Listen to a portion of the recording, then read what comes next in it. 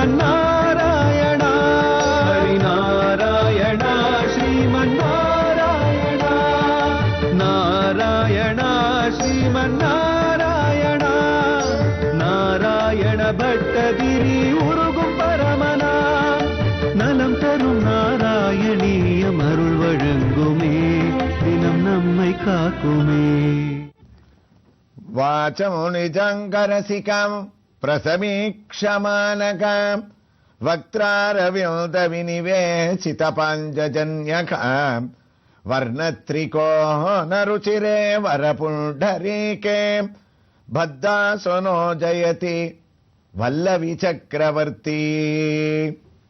குருவாயூரப்பனுடைய பரமானுக்கிரக விசேஷத்தினால நாம் சிரவணம் செய்து கொண்டிருக்கக்கூடிய நலம் தரும் நாராயணியத்தில் நாராயண பட்டத்திரி உத்தமமான நாராயணியத்தினுடைய அஷ்டாங்க யோகங்களுடைய வைபவத்தை விவரிக்கக்கூடிய 15 ஸ்லோகங்கள் கொண்ட 4வது தசகத்தை பூர்த்தி செய்து கிரமமுக்தி மோட்சமுக்தி என்ற ஒரு நிலையிலே ஒரு ஜீவனானவன் எவ்வாறு பகவானுடைய அந்த பரமபதத்தை அடைகிறான் என்ற விவரங்களையெல்லாம் பட்டத்திரி சாரமாக அவர் பாகவதத்தினுடைய வைபவங்களை சொல்ல நாம் சிரவணம் செய்யக்கூடிய பரமபாகியத்தை அடைந்தோம்.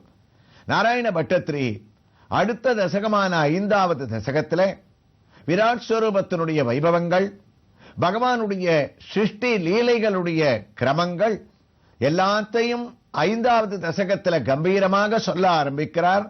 தான் ஆரம்பித்த நாராயணியத்தினுடைய 5வது நாள்ல. ஏன்னா நமக்கு நினைவுக்கு இருக்கும், ஒவ்வொரு நாளும் காலம்பர 3 மணிக்கு வாதரோகத்தால பீடிக்கப்பட்டிருக்கக்கூடிய நாராயண பட்டத்திரியே அவருடைய சிஷ்யர்கள் கொண்டு வந்து குருவாயூரப்பனுக்கு வலது பக்கம் ஒரு திண்ணையில உட்கார வைக்க, அந்த நாள் முழுக்க ஏதாவது ஒரு சரித்திரத்தை பகவானுடைய ஒரு வைபவங்களை ஸ்லோகமாக பட்டத்திரி எழுத, அந்த ஸ்லோகத்தினுடைய கணக்கு 10, 11 கொண்ட ஒரு தசகங்களாக அமைவதும், ஒவ்வொரு ஸ்லோகத்துக்கும் குருவாயூரப்பன் தான் தலையசைத்து சத்தியம்னு அங்கீகாரம் பண்றதும் நாராயணியத்தினுடைய ஒரு வைபவமாக இருக்கு. ஆக அந்த ஒரு கணக்கில் 5வது நாள் 5வது தசகத்தை குருவாயூரப்பனிடத்துல துவங்க இருக்க. அப்ப நம்முடைய அடுத்த கேள்வி, 5வது தசகத்தை எந்த ஸ்ரீகிருஷ்ணனுடைய ஆலயத்திலேருந்து நாம சிரவணம் பண்ண போறோம்? எந்த ஸ்ரீகிருஷ்ணன் இந்த 5வது தசகத்தினுடைய பெருமையை குருவாயூரப்பனோடு சேர்ந்து தானும் அனுபவித்துக் கொண்டு நமக்கு திவ்ய தரிசனத்தை அளிக்க போறார்னு நமக்கு மனசுல ஒரு கேள்வி எழுது. ஒரு அழகான திருக்கோயிலை நாம இப்ப தரிசிக்க போறோம்.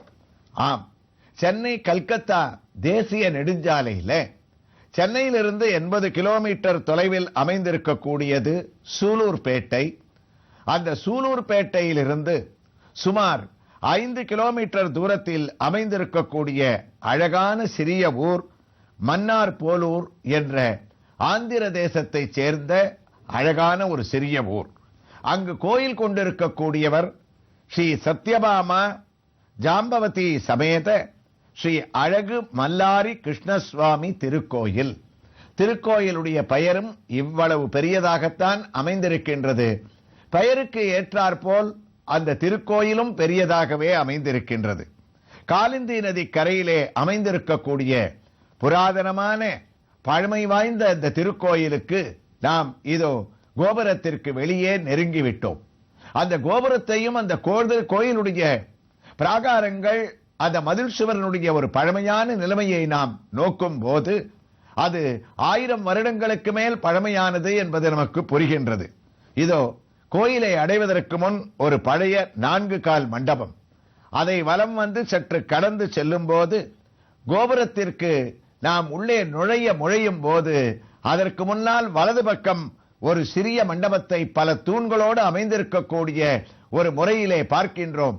இந்த மண்டபமானது பகவான் வாகன புறப்பாடு நடக்கக்கூடிய சந்தர்ப்பங்களிலே அவர் கோயிலுக்குள் வருவதற்கு முன் இங்கு சற்றே அமர்ந்து பக்தர்களுக்கு தரிசனத்தை அளிக்கக்கூடிய வெளிவாகன மண்டபமாக அமைந்திருக்கின்றதாம். உள்ளுக்குள்ளே ஒரு வாகன மண்டபமும் உள்ளது. அதை நாம் மற்ற பகுதிகளிலே நாம் பார்க்க இருக்கின்றோம். அவ்வாறு இந்த 2 மண்டபங்களை பார்த்து நாம் உள்ளே நுழையும் முன்பு அங்கு இருக்கக்கூடிய கோபுர தரிசனம், கோடி புண்ணியம் என்று சொல்லக்கூடிய கோபுர தரிசனத்தை இதோ அடைந்து விட்டோம். அழகான 3 நிலைகள், 7 கலசங்கள் கொண்ட பழமையான ஒரு கோபுரம், அதிலே காளிங்க நர்த்தனத்தினுடைய சுதை வடிவத்திலே இருக்கக்கூடிய கண்ணனுடைய ஒரு திருக்கோலம், தன்னுடைய இடது கையால் வாளை பிடித்துக் கொண்டு தன்னுடைய ஒரு திருவடியை காளியன் மேல் அழுத்திக் கொண்டு தன்னை சரிசமம் செய்து கொண்டு விடம் கலந்த பாம்பின் மேல் நடம் பயிலும் நாதனாக இங்கு கண்ணன் சேவை சாதிக்கக்கூடிய அவரை தரிசித்துக் கொண்டு இதோ கோபுர வாசலுக்குள்ளே நுழைந்து விட்டோம். அந்த கோபுர வாசலின் இருபுறமும் பார்த்தால் மீண்டும் அழகிய வேலைப்பாடுகள் கொண்ட புராதனமான சிற்பங்களை பார்த்துக் கொண்டு உள்ளுக்குள்ளே நிற்கின்றோம். கொடிக்கம்பமானது உயர்ந்து கம்பீரமாக இதோ இந்த இடத்தில் தான் மல்லாரி ஸ்ரீகிருஷ்ண சுவாமி உங்களுக்கு தரிசனத்தை அளிக்க இருக்கின்றார். வாருங்கள், அவருக்கு முன்னால் இங்கே அமைந்திருக்கக்கூடிய பல அற்புதமான சன்னதிகளை எல்லாம் தரிசனம் செய்துவிட்டு வாருங்கள் என்று கொடிக்கம்பமானது நம்மை அழைக்க, அந்த கொடுக்கம்பத்திலே உயர்ந்த திருமண் காப்பும் சங்கு சக்கரமும் இருபுறமும் அலங்கரிக்க இதோ பலிபீடத்தையும் நாம் கடந்து விட்டோம். பலிபீடத்தை கலர்ந்தால் இரண்டு புறமும் இரண்டு அழகான மண்டபங்கள் அமைந்திருக்கின்றன. இந்த திருக்கோயிலிலே கொடிக்கம்பத்திற்கு ஒரு புறம் இருக்கக்கூடிய மண்டபத்தை இவர்கள் அலங்கார மண்டபம் என்று கூறுகின்றார்கள். மற்றொரு மண்டபம் வாகன மண்டபமாக இங்கே அமைந்திருக்கின்றது.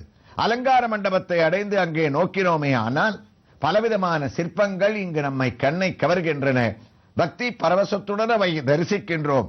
ஒரு திருக்கோலத்திலே வராக மூர்த்தியானவர் அழகாக நமக்கு காட்சியளிக்கின்றார்.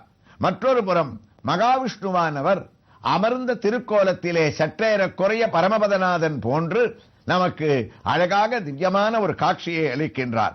இதோ சதுர்புஜ நரசிம்மர் சங்கு சக்கரத்துடன் மற்ற இரண்டு திருக்கைகளிலே தனக்கு இருக்கக்கூடிய சதுர்புஜத்திலே ஒரு புஜம் அபயகஸ்தமாகவும் மற்றொரு புஜம் வரதகஸ்தமாகவும் மற்ற இரண்டு திருக்கரங்களிலே சங்கு சக்கரத்தை தாங்கிக் கொண்டு நரசிம்மமூர்த்தியினுடைய திவ்ய தரிசனத்தையும் நாம் அடையும் போது இங்கு இருக்கக்கூடிய பழமை வாய்ந்த புராதனமான பல தூண்களையும் நாம் பார்த்து கொண்டே இங்கு இருக்கக்கூடிய சன்னதிகளை நாம் தரிசிப்பதற்காக ஆவலுடன் இந்த அலங்கார மண்டபத்திலிருந்து கீழே இறங்குகின்றோம். அந்த ஒரு சூழ்நிலையிலே நாம் நாராயணியத்தை 5வது தசகத்தை பட்டத்ரி எவ்வாறு ஆரம்பிக்கின்றார் என்று நாம் பார்க்க வேண்டும். இதோ பட்டத்ரி கம்பீரமாக குருவாயூரப்பனும் தான் தலையசைத்து கேட்க தயாராக இருக்க, கிருஷ்ணா உன்னுடைய சிருஷ்டி கிரமங்கள் சென்ற தசகத்திலே ஒரு ஜீவன் வந்து எவ்வாறு உன்னை அடைகின்றான் என்று வரை நான் குறிப்பிட்டேன். இதோ உன்னுடைய சிருஷ்டி கிரமங்களை உன்னுடைய சிருஷ்டி லீலைகளை இந்த தசகத்திலே நான் விவரிக்க இருக்கின்றேன் என்று ஆரம்பிக்கின்றார் பட்டத்ரி. வியக்த அவ்யக்தமிதம் ந கிஞ்சிதபவத் பிராகிருத பிரக்ஷயே மாயாயாம் குணசம்யருத்த விகிருதோ त्वय्या गतायां लयो नो मृत्युं च तथा मृतौ च समभूत् नान्गोननात्रे स्थितिः तत्रैकस्त्वम् अशिष्यताक किल परानन्द பிரகாசாத்மனா. சென்ற தசகத்தில் அனைத்து ஸ்லோகங்களும் சிறிய சிறிய ஸ்லோகங்கள். இந்த தசகத்திலே பெரிய ஸ்லோகங்களாக நாராயணியத்தினுடைய அழகு ஒவ்வொரு தசகமும் அந்தந்த தசகத்திலே இருக்கக்கூடிய கதை பகுதி, அதாவது அந்த சரித்திரத்தை ஒட்டி அமைந்திருக்குமா. இதோ இந்த தசகத்தை ஆரம்பிக்கும் போது வியக்தம் வியக்தமிதம், வியக்தம் அவ்யக்தம் இரண்டு வார்த்தைகளை சேர்த்து இந்த தசகத்தை நாராயண பட்டத்ரி ஆரம்பிக்கின்றார். அதனுடைய பொருள் என்ன? பகவான் மகாவிஷ்ணுவனுடைய அவதார கிரமங்கள், அதாவது அவர் உலகை எவ்வாறு படைக்கின்றார், அதற்கு பின்னால் தான் படைத்த உலகத்திலே எதனால் அவதரிக்கின்றார், அவர் படைக்கும் போது எந்தெந்த பொருள்களெல்லாம் முதலிலே படைக்கப்படுகின்றது, தான் எவ்வாறு விஸ்வரூப சாட்சியாக விராட் ஸ்வரூபத்திலே குருவாயூரப்பன் நமக்கு காட்சியளிக்கின்றார் என்பதை சொல்ல வருகின்றார் பட்டத்ரி. இதை தெரிந்து கொள்ள வேண்டியது கண்டிப்பாக அவசியம் என்பது பட்டத்ரியினுடைய ஒரு பிரணாமம். காரணம், பகவானுடைய சிருஷ்டி கிரமத்தை நாம் தெரிந்து கொண்டால்தான் பகவத் ஸ்வரூபத்தினுடைய பரிஜானம் என்று மகான்கள் இதை கூறுவார்கள். ஒரு பகவான் செய்யக்கூடிய வேலைகள், அவன் ஏதோ சுலபமாக உலகத்தை ரட்சிக்கின்றான் படைக்கின்றான் என்று நாம் இருந்துவிடக் கூடாது. அவனும் அதற்கு எவ்வளவு சிரமப்படுகின்றான் என்பதிலே ஒரு சொரூப பரிஞானமானது நமக்கு ஏற்பட வேண்டுமாம். அதற்கு அந்த ஸ்ரீகிருஷ்ணனுடைய மகிமையானது தெரிந்திருக்க வேண்டும். பட்டத்திரியானவர் குறிப்பிடுகின்றார், அதாவது உலகத்திலே கிருஷ்ணா உன்னுடைய வியக்தாம் வியக்தம் வியக்த அவ்யக்த ஸ்வரூபமாக நீ இருக்கின்றாய். அப்போது நாங்கள் எல்லாம் தெரிந்து கொள்ள வேண்டியது என்ன? பட்டத்திரி சுலபமாக இந்த ஸ்லோகத்திலே பகவானுடைய சிருஷ்டி கிரமங்களிலே சொல்ல வந்த கருத்து, பகவானான மகாவிஷ்ணுவானவர் தான் சத்தாகவும் இருக்கின்றார், அசத்தாகவும் இருக்கின்றார், சதசத்தாகவும் இருக்கின்றார். ஏதோ இந்த வார்த்தைகளை கேட்டு இது புரியாத வார்த்தைகள் என்று நாம் குழம்பிக் கொள்ள வேண்டாம். சத்து என்றால் பிரம்மஸ்வரூபமாக நமக்கு தெரியும்படி தரிசனத்தை அளித்துக் கொண்டு நாமரூபமாக இருப்பதற்கு சத்ஸ்வரூபம் என்று பெயர். அதற்கு நேர் எதிர்மறையான ஒரு சொரூபம் அசத்ஸ்வரூபம். சத் அசத் என்றால் அரூபமாக நம்முடைய கண்ணுக்கு புலப்படாமல் மறைந்திருந்து கொண்டு நமக்கு வேண்டிய தேவைகளை பூர்த்தி செய்யக்கூடிய ஒரு ரூபம் இருக்கின்றதே, அதற்கு அவ்யக்தமான ரூபம் அசத் ரூபம் என்று பெயராம். இரண்டுக்கும் அப்பாற்பட்ட சதசத் ரூபம் இருக்கின்றதே, அதுதான் உலகத்திலே அவ்யக்தமான தசை என்று பட்டத்திரியால் கொண்டாடப்படக்கூடிய தசை.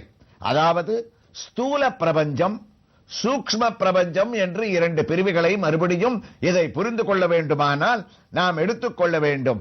பகவான் ஸ்தூல பிரபஞ்சம், அவன் ஸ்தூலனாக, அதாவது அவனால் படைக்கக்கூடிய இந்த உலகமானது பெரியதாகவும் இருக்கின்றது, சூக்ஷ்மமாகவும் இருக்கின்றது. ஆக சிறியது பெரியது இரண்டையும் தன்னுடைய சத் அசசத் என்ற ஒரு பெரிய குணங்களோடு சதசத் ரூபமாக பகவான் சிருஷ்டிக்கக்கூடிய ஒரு கிரமம் இருக்கின்றதே, அதற்குத்தான் நாராயண பட்டத்திரி ஆரம்பிக்கும் போது வியக்தாம் வியக்தமிதோ ந கிஞ்சிதபவத் பிராகிருத பிரக்ஷயேகே. பிராகிருத உலகத்தை படைப்பதற்கு முன் ஒன்றை இந்த தசகத்திலே நாம் கவனத்திலே வைத்துக் கொள்ள வேண்டும். இந்த தசகம் ஆரம்பிக்கும் போது உலகத்தில் ஒன்றுமே இல்லை.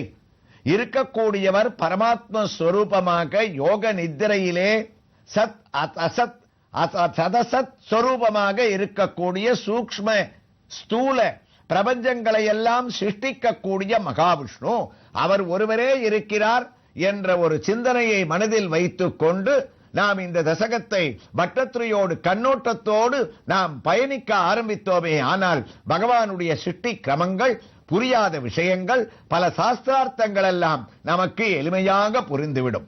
அப்போது இவர் ஆரம்பித்தது வியக்தாவியக்த தசையிலே நீ உலகத்தை எவ்வாறு சிருஷ்டிக்கின்றாய் குருவாயூரப்பா, உன்னால் சிருஷ்டிப்பதற்கு முன் அந்த காரியமானது எவ்வாறு ஒடுக்கப்பட்டது, எவ்வாறு ஆரம்பிக்கப்பட்டது, இதையெல்லாம் நான் உன்னுடைய அனுகிரகத்தால் இந்த தசகத்திலே விவரிக்க இருக்கின்றேன் என்று ஆரம்பித்தவர் ஆரம்பத்திலே பகவானுடைய சிருஷ்டியினுடைய காரணங்களை சொல்ல ஆரம்பித்து தசகத்தை முடிக்கும் போது பகவானுடைய விராட் ஸ்வரூபமான விஸ்வரூபத்தை சொல்லி பூர்த்தி செய்ய இருக்கக்கூடிய சாஸ்திரார்த்தங்கள் நிறைந்த அழகான ஒரு தசகம்.